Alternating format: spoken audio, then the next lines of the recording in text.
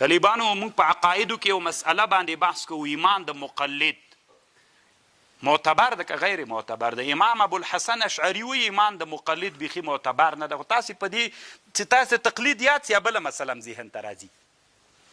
ایمان د مقلد دا معنا طالبانو یو سړی ده چې ایمان راوړي، الله به یې ورې پیژني په دلایلو، بیا به ایمان راوړي. دا ایمان معتبر ده. که ته الله په دلایلو ونه پیژنې، بس الله چې نور خلق وایي الله سته زه م ویم سته. دا ایمان د مقلد د اشعري وایي دا ایمان بیخي معتبر نه ده رحمه الله. خو ښځه پرېږدئ، موږ او تاسې په رایه خو ایمان د مقلد معتبر ده. کم ایمان معتبر ده؟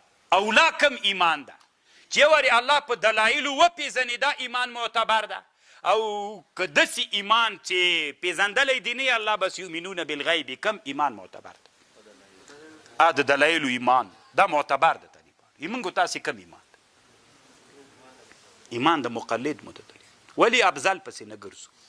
طالبانو ما سره یو کتاب ده، خالق په علم د فیزیا او د فیزیک. نن عصر کې طالبانو انسانان په علم فیزیک کې الله ډیر پیژني. یعنی دا علم فیزیک کې د الله شتون بیخي ډیر د طالبانو واضح. نننی عصر کې انسانان چې د الله په شتون باندې استدلال کوي طالبانو په علم فیزیک. عربي کتاب د طالبانو انټرنیټ کې پیدا کوي، الخالق وجود الخالق په علم د فیزیک. نو طالبانو که دا اوس موږ فیزیک ویلی او رب مو پېژندلی استدلالا، به طالبانو ډېر خوند کوو، بیا به ایمان د مقلد له ایمان نه ډېر افضل. خو موږ وایو چې نه والله کې راباندې بله کې ته د مسنات بتکریر بحث یې ورې راته ووایه په صدرا مبارکه کې چې جز الاعتزازات ستا که باطله ده. مونږ تر اوسه طالبانو په جزئیات تاسې به سږ کال چا صدرا ویلي کوم نه ده ویلی. سږ کال کوم طالب و تاسې کې چې مو ویلې تا لږ څه ویلې سږ طالبانو مونږ ماته هم کړه تقسیم هم کړه. طالبانو دغه جزء الاعتجازا نن امریکایانو چې غربي نړۍ یا دنیاوالو چې اټوم داسې یوه ذره ده چې تقسیم یې قبول کړو. دې دنیا نن تقسیم قبول کړه. هغه د اټوم دا هم د فیزیک موضوع ده، تقسیم یې کړه. تاسې لږ ورګډ سئ طالبان. تاسې به موږ تر اوسه دې کې قبله یې که نه قبله دنیا تقسیم قبول کړه، کمو ځایونو ته یې بوت. دومره یې تقسیم کړه چې ورته حیرانه به سي. تقسیم یې کړه درښیي یې میکروسکوپونو کې موږ لګیا یې تقسیموي یې قبله یې که نه. ډېر ښه به مخته لاړ سو انشاءالله. څومره وخت مخکې طالبانو یو فیزیکدانو، زه یو چېرته میلمه وم، یو سړی داسې په لاره تېرېده، بېرته راتاو سو. وی حماسي صاحب یې میلمه وی زه د کابل د پوهنتون استاد یم، څو خبرې در سره کوم میل راځه. وی زه د فیزیک استاد یم. میل سید وی څو خبرې درته کوم میل اورم. سید راته ووایه. وی علماو ته ووایه، طالبانو ته ووایه چې راتلونکی جنګ د کفري نړۍ له اسلامي امت سره بڼې بدلیږي. میل څنګه بدلیږي؟ وی هغلته به سړی ولاړي، دلته به داسې په څاپېړه باندې داسې څاپېړه واري، هلته به سړی لګېږي. ویل څه وایي؟ وی فیزیک ده. نور مو خوښه منئ که نه منئ. زه 14 کلن استاز د کابل په پوهنتون کې مو د فیزیک استاز یم او په دې باندې څېړنې روانې دي. دا تقریبا د کامیابۍ مرحلې ته رسېدلې ده. نور مو خوښه دلته به لغته داسې واري کې ته به هلته ولاړې، سړی به هم نه ویني، 10 متره لرې به هلته به درب راچپه سوی. د جنګ بڼه دومره بدلیدونکې ده. تاسې خپله خوښه وي، ملیان خبر که، علما خبر که، زه یو مسلمان یم. ګیلې هم درنه لرم ملیانو، ډېرې ګیلې مې وایي په زړه کې دي. موږ ته بیخي د سړي زمنو په سترګه ګورئ نه وایي. تاسې فکر کوئ چې دا دین ته نه دي، تاسې د پلارو د نیکه د موږ بیخي مسلمانان نه درته ښکارو. نور مو خوښه طالبانو علم دومره مخته روان ده که نه؟ اوس خو مو ولیده چې هلته به ډرون ګرځي، هلته به ته داسې غلی غلی ونې شاته. دا جنګ بڼه نور هم تر دې نه هم بدلیدونکې ده. که موږ مخته لاړ نه سو طالبانو، بیا نو داسې حالت چې راغی بیا ناکامي خپله. د الله نصرت بیل شی د طالبان، خو د الله غوسه خو هم بیا بیل شی. د الله به موږ ته څومره په غوسه یي چې دا علوم مې تا ته پیدا کړي ولې نه زده کوي. ان شکرتم لازیدنکم و ان کفرتم ان نو خو الله خو هم غوسه کېږي چې ما تا ته هم عقل درکړی، هغه ته مې هم درکړی، هغه دومره مخته لاړه او ته دلته شاته پاتې. نو خو الله بیا تا ته عذاب هم درکوي. نو ښه به دې په مځکه نه باسي. خوښه مو طالبان، نور دي تاسې خپله خوښه.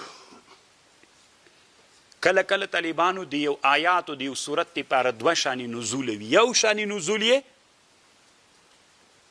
سند معتمد وي، یو غیر معتمد. طالبانو د بخاري او د مسلم حدیث ده. نبی علیہ السلام مریضو 2 شپې یا 1 شپه نسو راپورته نسو. یوه ښځه ورته راغله، نبی علیہ السلام ته ویلې محمده صلی الله علیه وسلم تا شیطان خو لکه سې ته پرېښودلې. جبریل علیہ السلام یې ورته ښود. الله دا آیات را نازل کړ والضحى واللیل اذا سجى ما ودعك ربك وما قلى ما ودعك ربك وما قلى. دا اصلي ثابت سند ده.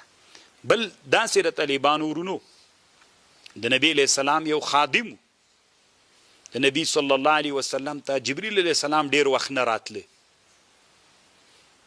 4 ورځې یا څومره ورځې ووتلې.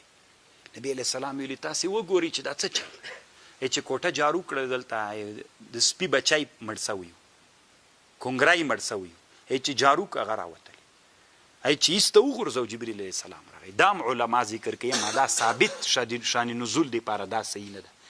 2 شان نزول راغلي ته به معتمد ته اعتبار ورکوي، غیر معتمد من حیث السند چې دا د طبراني حدیث ته دا طالبانو ثابت نه ده. امام سیوطي دلته اتقان کې هم لیکلی چې دا سبب نه ده. علامه ابن الحجر په فتح الباري کې هم لیکلی.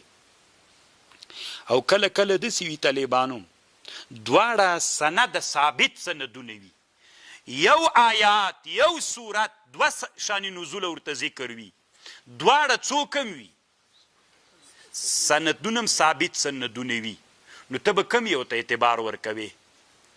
نو هغه اوس به ته ترجیح ورکوي کوم چې اسباب د ترجیح دي.